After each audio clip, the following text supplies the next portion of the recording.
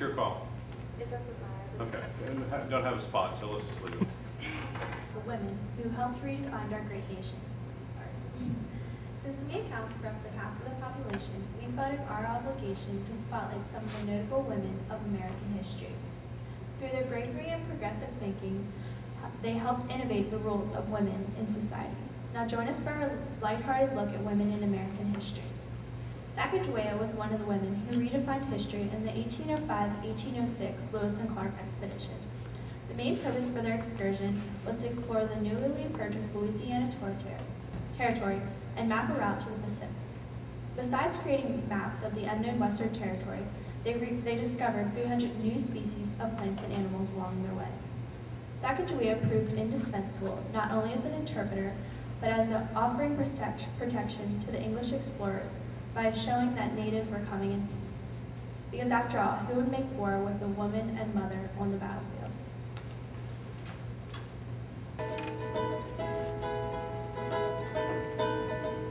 Tiptoe through the teepee, take a look-see at the misery. Come tiptoe through the teepee with me. Tiptoe through the canoe, down the river to an ocean too, and tiptoe to the west coast with me.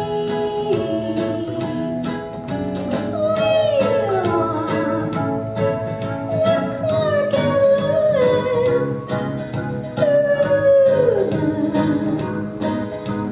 Pacific Northwest, and we'll find species, make the map seas, and we'll do it all in harmony, and tiptoe through my teepee with me.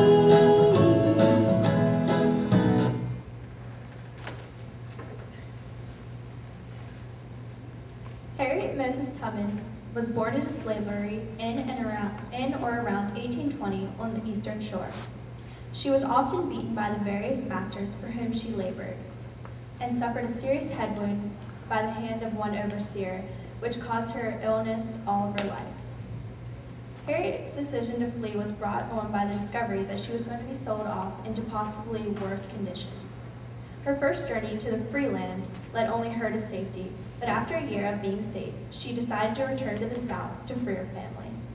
Using a series of safe houses, commonly known as the Underground Railroad, she led hundreds of people north to a better life. At first, she had only to take her wards to the northern states, but after the Fugitive Slave Act of 1850, also known as the Bloodhound Law because the dogs used to chase them down, she had to take them past the border of the United States into Canada. Between the years of 1849 to 1862, she went back south 18 times to free slaves from plantations. In all her years, she never lost one of the 300 slaves she assisted.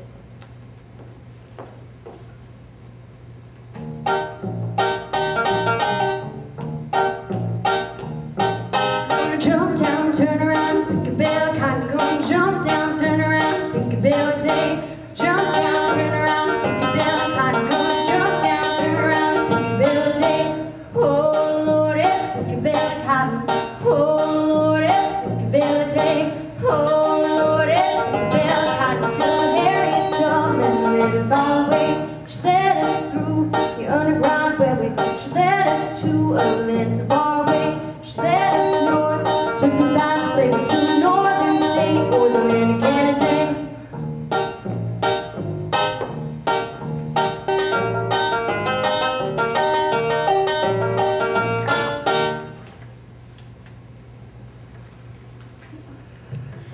Amelia Earhart did much to foster the popularity of the new innovations of air travel. In 1928, Amelia Earhart became the first woman to fly across the Atlantic Ocean. In 1932, she became the second person to make that flight solo. She was also the first person to fly solo from Hawaii to California, and in her career, she set many speed and altitude records. In 1935, while a member of the Purdue University faculty, she began planning her circumnavigation of the world. On St. Patrick's Day of 1937, she took off from Oakland, California in her Lockheed Electra on the first leg of her journey. Her last radio transmission was 8:43 a.m. on July 2nd, 1937, somewhere off the coast of the Howland Islands in the North Pacific. Despite extensive searches, she was lost without a trace.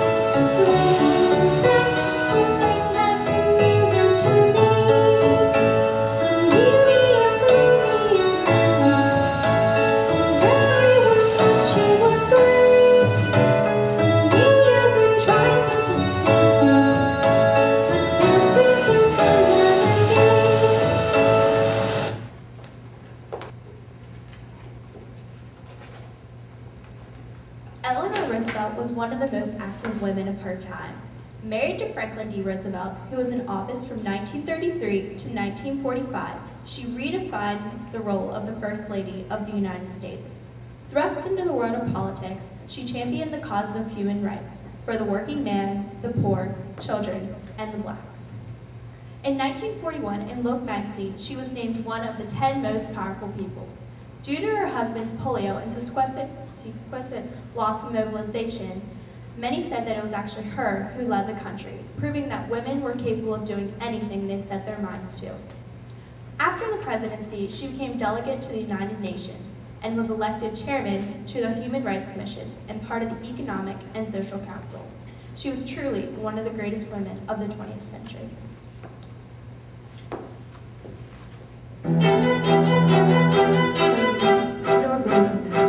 In the White House with Franklin and traveled a lot. Traveled the country fighting for workers, women and children and blacks and the poor she adored. Who is it for? All the oppressed people. Where do they all belong? All the needy people. Where do they all come from?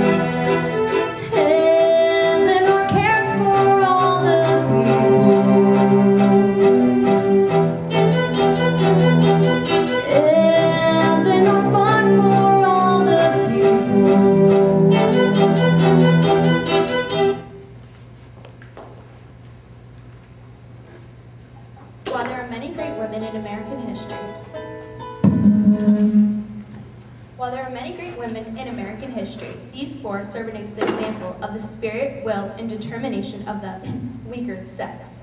As you can see from the examples given, plus in the many women you see every day serving in positions of power and prestige previously reserved only for men, women are a force to be contended with and a driving power in our future.